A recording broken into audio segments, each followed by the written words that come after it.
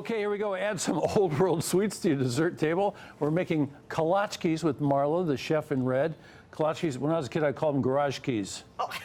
Yeah. Okay, they taste a little better than that. They taste way better than a garage key, huh? So Yes. you say you have some good ways to make these a little faster than usual. Yes. So here's what they look like when they come out of the oven. I'm going to have Dave put some powdered sugar on there just by... You want me to do it now? Sure, you can do that. Okay, you're taking my job away from me. So kolachis are an old world European recipe, Czechoslovakian, and they're absolutely delicious. They're a mixture between a pastry and a cookie.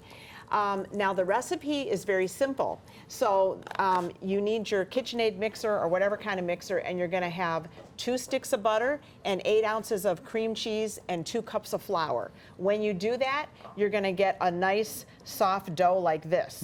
But in order to roll this out, what you want to do is take your ball of dough and then get yourself a 1/4 sheet pan, and then with your hand, just go ahead and form it in here. Press it out. Press it out, and then refrigerate it. And then it's so much easier to roll this out versus taking a chilled ball of dough. Yeah. Go ahead and you're already halfway there then. Is that the way you do it, John?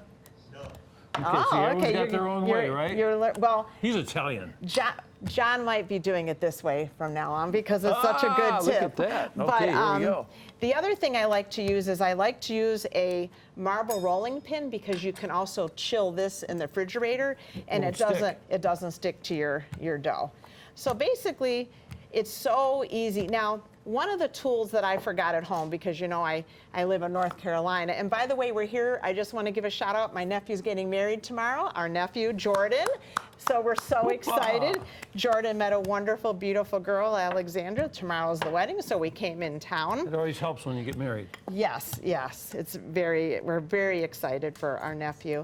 But anyway, so once this is rolled out, and it's kind of up to you how thin you want them. You can have them really thin, almost like a pie crust. I like mine to be a little crispy, but then also very soft in the middle. And you always want to use your solo pie filling, not really jam or jelly, because that tends to spread. Oh, okay. Okay. Whoops, sorry about that. You kicked the can. I kicked the can. Okay. All right, now I forgot one of the tools.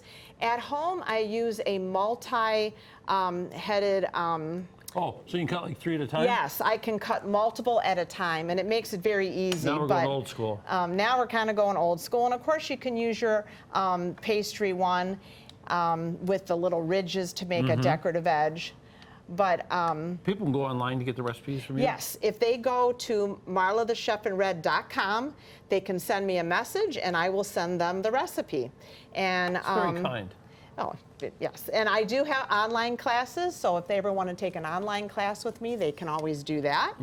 And then, so this also makes it very simple. Rather than using a spoon, go ahead and use your decorator bag, and it makes it really simple to put the filling right in the middle. So this is your apricot. You should have seen me yesterday at Mark's. I went live because you can get every flavor. I can't even get this in North Carolina. I have to come, and then last time I flew home, TSA took them from me.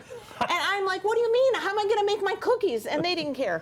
No, So you anyway, have to put them in your luggage. You got to check them. Yeah, I didn't know that I wouldn't be able to bring that. But anyway. You were very animated about that. I loved it. My husband was so embarrassed, but it was, you know, I was like, and I said, well, at least The lady in red is smuggling jam. I said, don't throw it out. Give it to your mother. She might want to make these cookies, you know. So anyway. You probably made another fan. They're probably online using it now. So, all right. So one thing you want to do so that these don't. This is what I want to see here. Okay. Okay. So let me fill this with water because I forgot to do that. Come back. Okay. So She's doing great, isn't one she? of the I things, love her. One of the things that these tend to do is open. So in order for them not to open, you make a little glue. You want to make a little glue. Put your water right there, and then go ahead and then press down. Don't be shy about pressing down kind of firmly. Okay. And then you always want to use your parchment paper. Are we heading up? Oh my goodness. Yeah, we're like 30 Okay. seconds away. Okay. Well, can you eat a cookie? No. No, Yes, okay. I'm kidding you. Are you kidding? I can eat all these cookies in 30 seconds. Well, before we go, I want to tell everybody, travel with Marla the Chef in Red. I have 3 trips coming up, one in October to Sicily. But anyway, How long do they cook? they cook Bake. 12 minutes at, they bake 375 for 12 minutes, and they melt in your mouth. They're wonderful. Get the recipe. And Is there sour cream in the dough? there's no sour cream. It's cream cheese and butter Cream and flour. cheese. Yes. And it's equal cream cheese, equal butter, and then 2 cups flour. And you can freeze this dough. We'll keep it going. Free lessons. Yes, yes. And you Okay. can freeze the dough and then put them on there like that. There you and then go. these are wonderful for Easter, but also the cookies freeze beautifully. Is this your husband over here? Yes, it Does is. she always talk this much? Oh, yeah. Oh, yeah. We're doing great. We love you. Come back anytime, every time. Go online, check out our recipes.